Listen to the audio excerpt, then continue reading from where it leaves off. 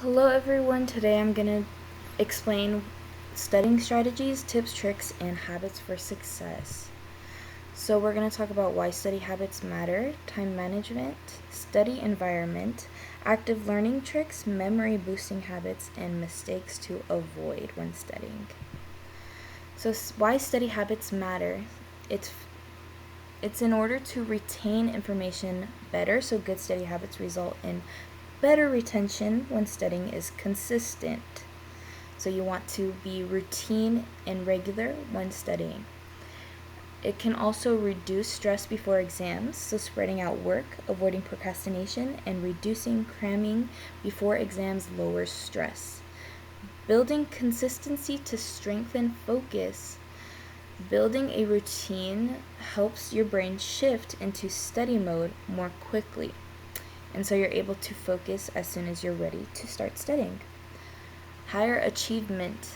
Better habits translate into better scores and deeper understanding. And ask yourself, have you ever crammed the night before an exam? Did you do well? And how did you feel the morning of the exam? Were you stressed? Did you feel confident? Did you feel unprepared? If you were stressed, it could be because you were cramming. So time management, the Pomodoro technique is the technique that consists of 25 consecutive minutes of studying followed by a 5-minute break. And so this technique improves focus, combats procrastination, and prevents burnouts by creating a structured way to work.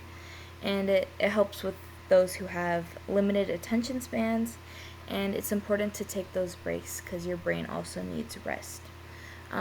A study schedule is important for time management, so you can pace out your week and then you're able to visualize the time you're needed to complete a task.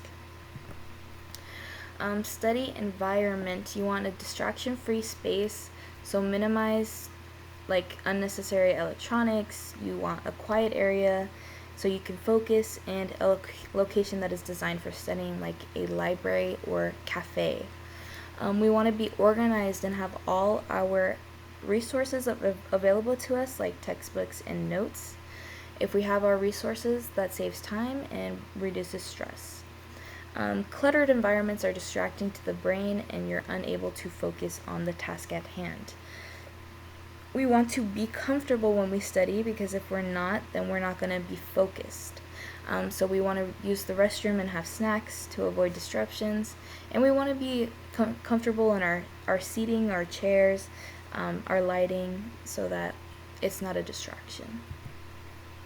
Active learning tricks. We want to summarize notes. So this means we're going to paraphrase notes that were during a lecture or anything. So instead of copying, we're going to paraphrase, and this involves the brain to actually process information instead of just mindlessly writing it down, and so it's going to lead to comprehension. Teach someone the material, because if you're able to explain the concept, then you're able to understand it. And so it creates the ability to identify and determine where you lack certain knowledge on the topic, and it strengthens retention, so you're able to recall your memories and what you've learned. Flashcards are vital because you can test and practice regularly, and it is active recall, and it's an example of spaced repetition. So memory boosting habits, mnemonics, for example, the number 839-275-3702 can be remembered as a phone number, and you would say 839-275-3702. So spaced repetition is reviewing material over increasing intervals. For other habits, we want to create mind maps with central ideas, with sub-ideas coming out of it, with key terms to aid in recollection. And then sleep and nutrition. Sleep is important, and eating healthy is also important for your brain. Mistakes we want to avoid when studying. We don't want to start cramming before an exam. It just leads to high stress levels, and you don't want high cortisol when you're taking an exam. Multitasking, if you're multitasking, you're not fully focusing and you're not fully retaining the information. Skipping breaks, we don't want to skip breaks because it's important to rest our brains during long periods of studying. Ignoring sleep, if we ignore sleep, we're not going to remember the information we learned during the day, and sleeping helps retain.